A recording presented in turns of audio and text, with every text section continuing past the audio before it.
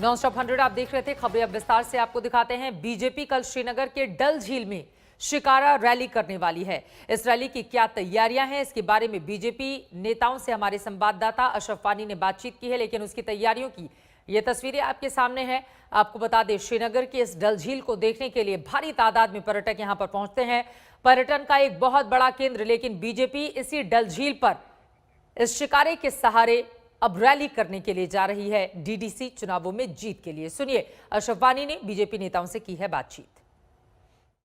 हमारे साथ हैं शाहनवाज हुसैन साहब, जो जम्मू कश्मीर में जिनको ये चुनावों का जिम्मा दिया गया था, साथ ही साथ अनुराग ठाकुर जी जो केंद्र में मंत्री हैं, और साथ ही साथ तरुण जी जो जम्मू कश्मीर के प्रभारी हैं। उनसे ही बात करेंगे इन चुनावों को लेकर। शाहनवाज साहब, दरअसल अगर हम जम्मू कश्मीर में देखें तो आपकी पार्टी ने पूरा जोर है इन चुनाव में लगाया है।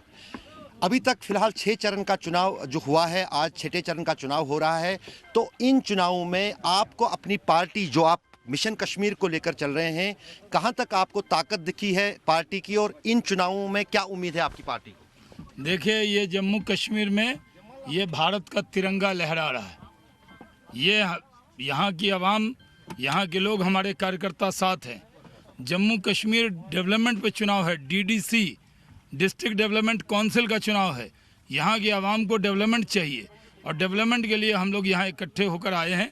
जम्मू कश्मीर में जिस तरह डायनेस्टी फ्री जम्मू कश्मीर के लिए चुनाव है, करप्शन फ्री जम्मू कश्मीर के लिए चुनाव है, और डेवलपमेंट के लिए चुनाव है।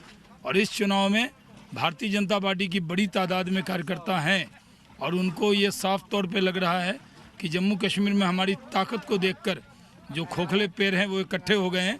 हम जम्मू कश्मीर की डल लेक में भी कमल ही कमल आपको दिख रहा है, और वादी में भी कमल है। पूरे जम्मू कश्मीर में कमल खिलेगा।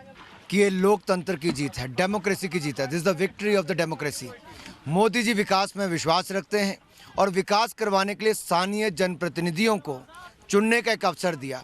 जो 70 सालों में कभी चुनाव नहीं हुए, हमने वो करवा कर दिए। डीडीसी के चुनाव, डिस्ट्रिक्ट डेवलपमेंट कमेटी, जिसका काम ही केवल डेवलपमेंट करवाना है।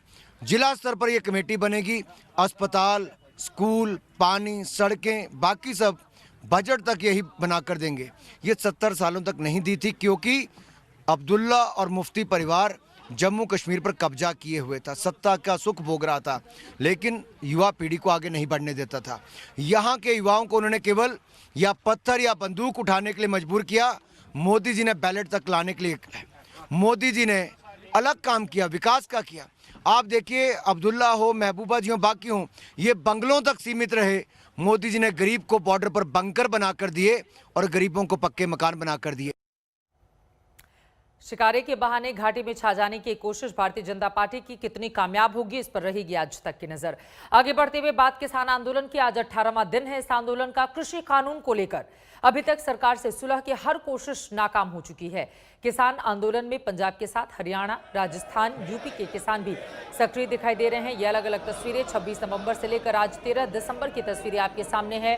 स्थिति जस की तस बनी हुई है। राकेश टिकैत जो कि किसान नेता है, उनसे बातचीत की है हमारे संवाददाता ने। सुनिए। टिकैत साहब, 18 दिन से आप लोग यहाँ पे टिके हुए हैं, लेकिन इस बीच किसानों का जो प्रतिनिधि मंडल है वो सरकार से बात कर रहा है। आपने देखा राजनाथ सिंह से मुलाकात हुई है, तोमर साहब से मुलाकात हुई है, और उसके बाद नोएडा में, चिल्ला में जो बैठे थे संगठन वो चले गए। कहीं ये ऐसी बात तो नहीं कि किसानों के संगठन में दरार पड़ने लगी है, जहां आप आंदोलन तीव्र करने की बात कह रहे हैं? देखो, किसानों के संगठन में कोई दरार नहीं है। देश में हजारों संगठन बन रहे हैं, कोई एक संगठन चला गया होगा, उसकी किसी बात पे सरकार के बहकावे में आ गया होगा, उसको एजेंडे का ज्ञान नहीं होगा, ठीक है। तो इस तरह के संगठनों से कोई फर्क नहीं पड़ रहा है। किसान, बाकी जो देश के किसान है, क्या उनके सामने ये तस्वीर नहीं जाएगी कि देखिए किसान है जो सरकार से मिल रहे हैं, उनको समझ में आ रही है तो वो उठते जा रहे हैं? क्या उन्होंने फसल महंगे रेट में उनकी बिकी?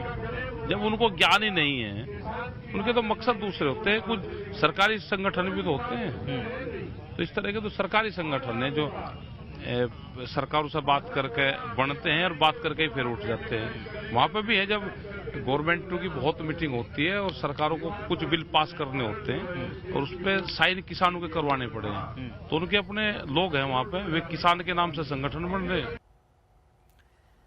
अब सवाल यह है कि बीच का रास्ता कब तक निकलेगा। इसी सवाल के साथ शरद पवार के जन्मदिन पर केक को लेकर ऐसी मारामारी मची कि देखकर आप दंग रह जाएंगे।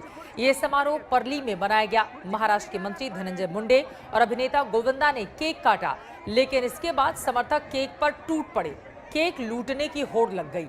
भीड़ को हटाने के लिए वहां पर पुलिस को लाठीचार्ज तक करना पड़ गया। नमस्कार, मैं हूं अंजना ओम कश्यप। हमें उम्मीद है ये वीडियो आपको पसंद आया होगा। लेटेस्ट खबरों के लिए यूं ही देखते रहिए आज तक, और इस वीडियो के पसंद आने पर लाइक, शेयर एंड सब्सक्राइब करना ना भूलें।